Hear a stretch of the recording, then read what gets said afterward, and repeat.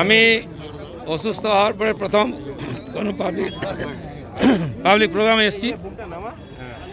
বিজয়ার সম্মেলনই ছিল চা চক্রের নামে।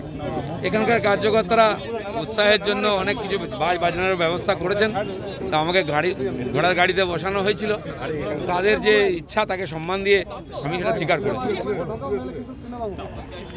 দীর্ঘদিনের জুটি সুব্রতদার সঙ্গে আপনার, সেটা কি কোথাও তাল কেটে গেল? দেখুন, সংগঠন করতে এসেছি আমরা। সংগঠন যেটা ঠিক করে যাকে যে দায়িত্ব দেয় সেই দায়িত্ব আমরা পালন করি। সংঘের যারা প্রচারক হন তাদেরকে বিভিন্ন সংগঠনে বিভিন্ন সময় দায়িত্ব দেওয়া হয়ে থাকে।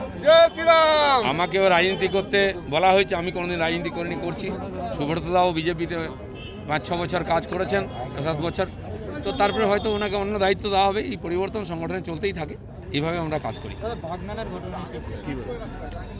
বাগনানে যে কর্মীকে আমাদের গুলি করা হয়েছিল, উনি মৃত্যুর সঙ্গে লড়াই করতে করতে গতকাল দুপুরে মারা গেছেন। ঠিক সেই রকম সীতায় একজন কর্মী মারা গেছেন, মেদিনীপুরে একজন মারা গেছেন, এখানে উত্তর স্টেশনে একজন কর্মী খুন হয়েছেন। পুজোর মধ্যেও এই খুন খারাপই চলেছে। কারণ আমার মনে হয় সরকার হয় ইচ্ছা করে করছে, নাহলে প্রশাসনের উপরে কোনো কন্ট্রোল সরকারের নাই। আর যারা দুর্বৃত্ত, যারা সমাজ বিরোধী, তারা দাপিয়ে বেড়াচ্ছে, সাধারণ মানুষকে খুন করছে। দিল্লিতে রাজ্যপাল অমিত শাহের বৈঠক কতটা গুরুত্বপূর্ণ রাজ্যের? দেখুন, আমার মনে হয় এটা রুটিন বৈঠক। কারণ এর আগেও গত মাসে, তার আগের মাসে গিয়েছিলেন, আপনারা বলেছিলেন। তো গভর্নর, কেন্দ্র সরকারের বিশেষ করে হোম মিনিস্টার, যিনি আইন শৃঙ্খলা দেখেন, বিশেষ করে বাংলা নিয়ে সবাই চিন্তিত, তাই তিনি গেছেন। আর সেখানে কি কথা হবে প্রশাসনিক ব্যাপার, এটা আমাদের ব্যাপার। একটা জিনিস সেটা হলো যে আপনি বললেন যে মে মাসে আপনার সরকার গঠন করবেন এবং যত কেস আছে করবেন সব এই বিষয়টা যদি একটু বলেন।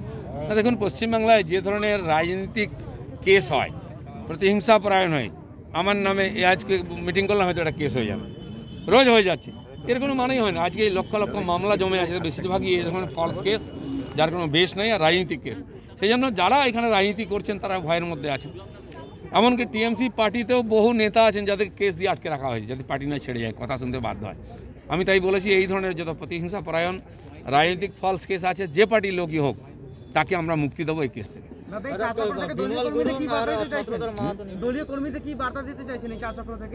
দলীয় কর্মীদের বার্তা দেওয়া হয়ে গেছে, পশ্চিমবাংলার রাজনৈতিক পরিবর্তন করতে হবে। আগামী 6 আর 7 নভেম্বর যেভাবে উনি উত্তর বাংলায় আমাদের সাংগঠনিক বৈঠক করেছেন, দক্ষিণ বাংলায় 2টো জোন, রাঢ়বঙ্গ, বর্ধমান, বীরভূম জোন এবং মেদিনীপুর, হুগলি এই জোন, এই 2টো জোনের আলাদা আলাদা 2 দিন কর্মীদেরকে বৈঠক নেবেন, সাংগঠনিক বৈঠক হবে। বলে দিচ্ছি যা বলা।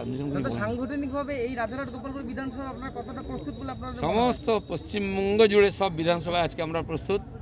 সময় দেখতে পাবেন, মানুষই পরিবর্তন করবে। ভারতীয় জনতা পার্টি সেই পরিবর্তনের নেতৃত্ব দেবে। আমরা গণতান্ত্রিক আন্দোলন করছি, আমরা কোর্টেও যাচ্ছি, আবার পোস্টমর্টমের অনুমতি দিয়ে আদেশ দিয়েছেন আদালত। সেইটা যা যা সম্ভব লড়াই গণতান্ত্রিক পথে সব আমরা লড়ছি। চলুন।